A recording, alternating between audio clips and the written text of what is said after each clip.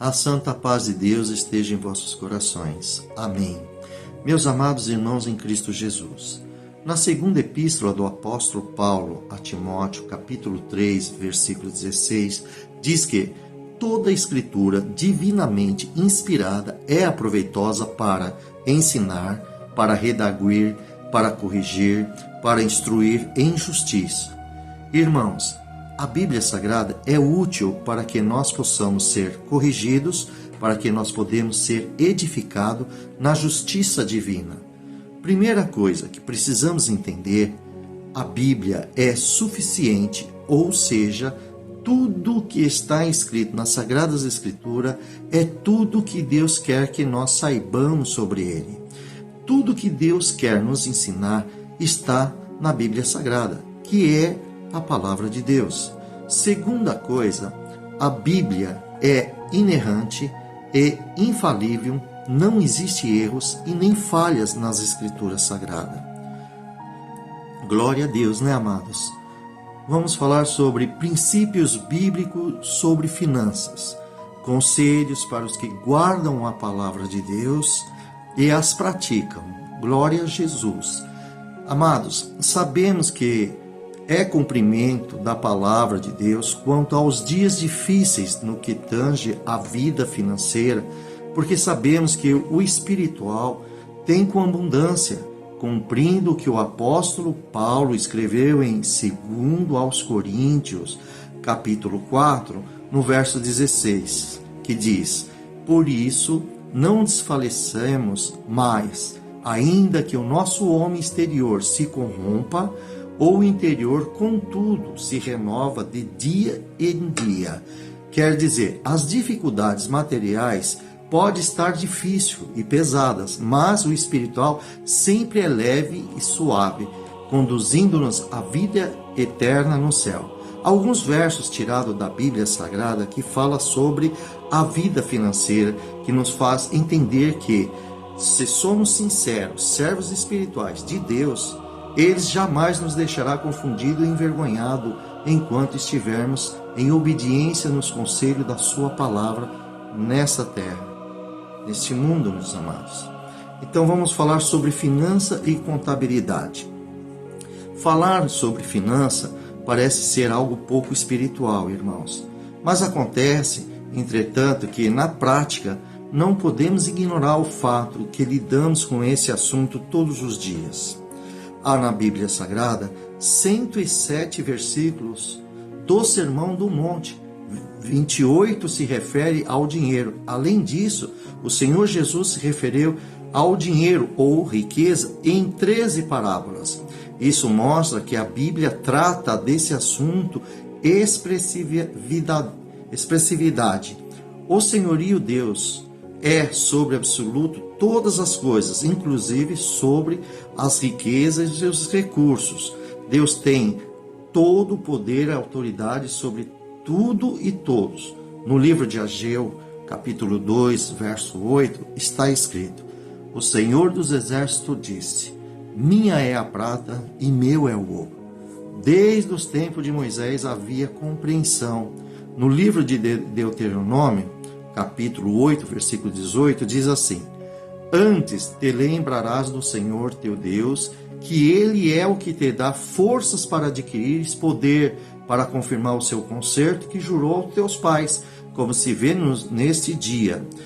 Vamos apontar alguns princípios bíblicos sobre a finança, citar referências selecionadas para fundamentar esses princípios. Comentários adicionados se fazem desnecessário. Abra o seu coração e deixa o Espírito Santo de Deus, amados, revelar a sua vida, a aplicação de cada princípio desses, para não cair na insensatez.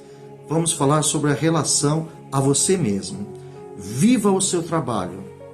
Na epístola do apóstolo Paulo aos Efésios, no capítulo 4, verso 28, aquele que furtava, não furte mais, antes trabalha fazendo com as próprias mãos o que é bom, para que tenha com que acudir o necessitado.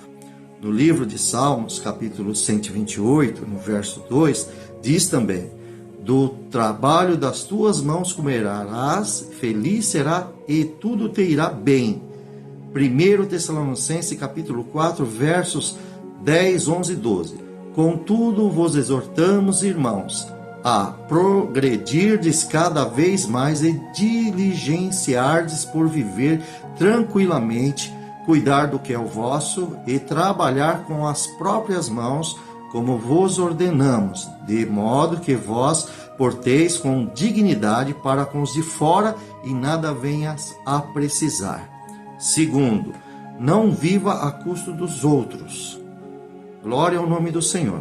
Segundo Tessalonicenses, capítulo 3, versos 7 a 12, diz: porque vós mesmos sabeis como convém imitar-nos, pois que não nos ouvemos desordenadamente entre vós, nem de graça comemos o pão de homem algum, mas com trabalho e fadiga, trabalhando noite e dia, para não sermos pesado a nenhum de vós, não porque não tivéssemos autoridade, mas para vos dar em nós mesmo exemplo, para nos imitardes.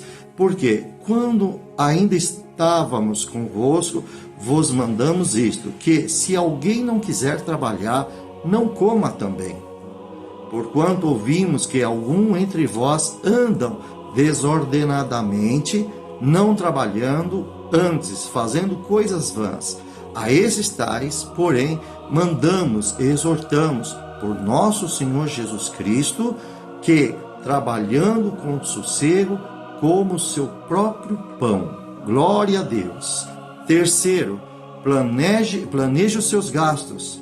Planejar vem antes de gastar, amados.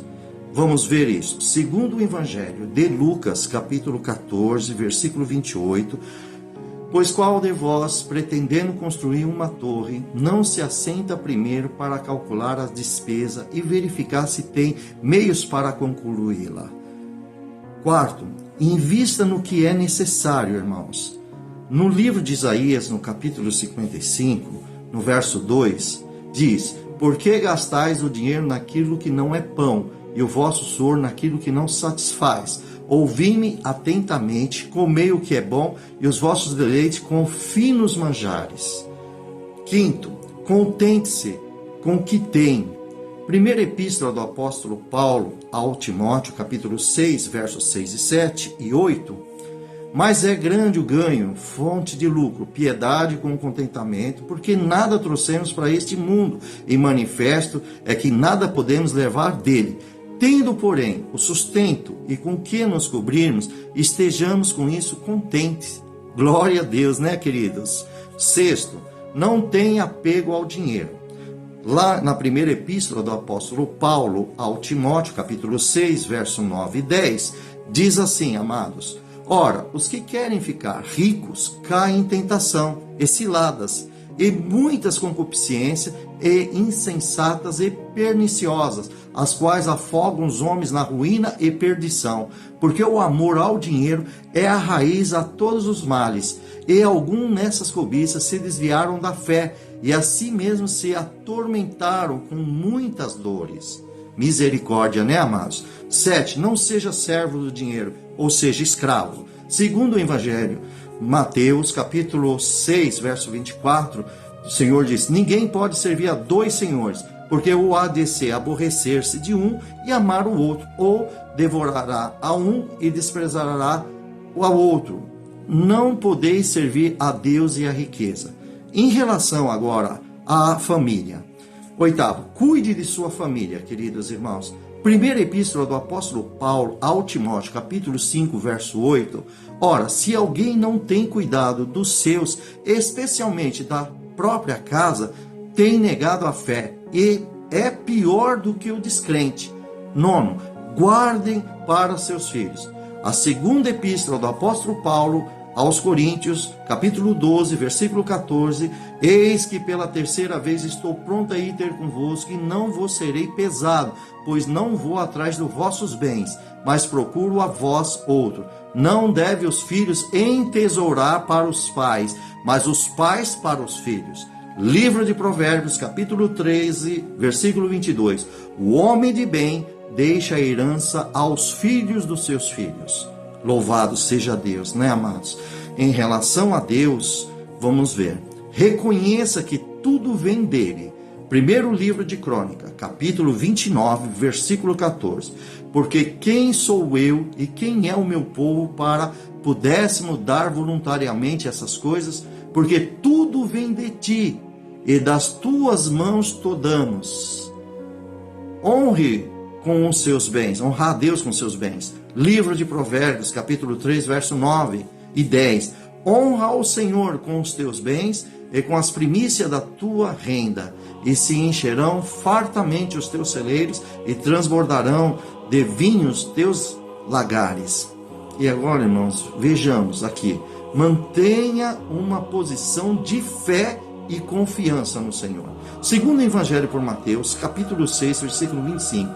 Por isso vos digo, não andeis ansiosos pela vossa vida, quanto ao que haveis de comer ou beber, nem pelo vosso corpo quanto haveis de vestir. Não é a vida mais do que o alimento e o corpo mais do que veste? O Pai de vocês, que é o Pai Celestial, que estás no céu, sabe que vocês precisam de tudo isso. Louvado seja Deus, glória a Deus, né, queridos? Vamos falar em relação às outras pessoas. Nunca fique devendo nada a ninguém. A epístola do apóstolo Paulo aos Romanos, capítulo 13, versos 7 e 8, diz: pagai a todos os que lhe é devido, e a quem imposto, imposto, a quem respeito, respeito, a quem honra, honra, e ninguém fiqueis devendo alguma coisa, exceto o amor. Livro de Provérbios, capítulo 22, versículo 7. O que toma emprestado é servo do que empresta. Cuidado, viu, irmãos? Pedir as coisas emprestadas. Tome cuidado. 14. Seja fiel com os compromissos assumidos. Esse é o dever de todo cristão. Primeira epístola do apóstolo Paulo aos Coríntios, capítulo 4, versículo 1 e 2. Assim, pois, importa que os homens considerem como ministério de Cristo e dispenseiro do ministério de Deus. Ora, além disso, o que se requer dos dispenseiros é que cada um deles seja encontrado fiel. Glória a Jesus Cristo.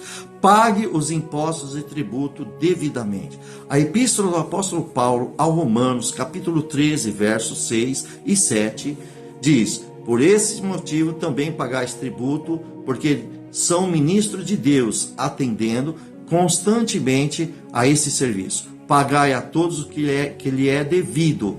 A quem tributo, tributo. A quem imposto, imposto. A quem respeito, respeito. A quem honra, honra. Seja fiel com a propriedade do outro.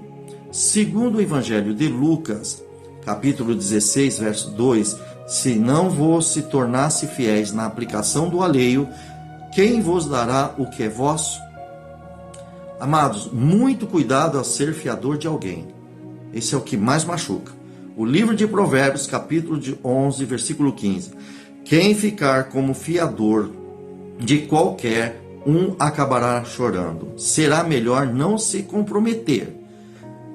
Seja generoso, irmãos, em dar e repartir. A primeira epístola do apóstolo Paulo ao Timóteo, capítulo 6, versículo 18, diz: mande que faça o bem, que sejam ricos em boas ações, que sejam generosos e que estejam prontos para repartir com os outros aquilo que eles têm. A primeira epístola do apóstolo Paulo aos Coríntios, capítulo 15, versículo 58, também diz: portanto, meus irmãos, sede firmemente e constante, porque toda boa obra tem maravilhosas recompensas do Senhor. Meus queridos, que Deus abençoe a todos. Amém. Glória a Deus. Aleluia, Jesus.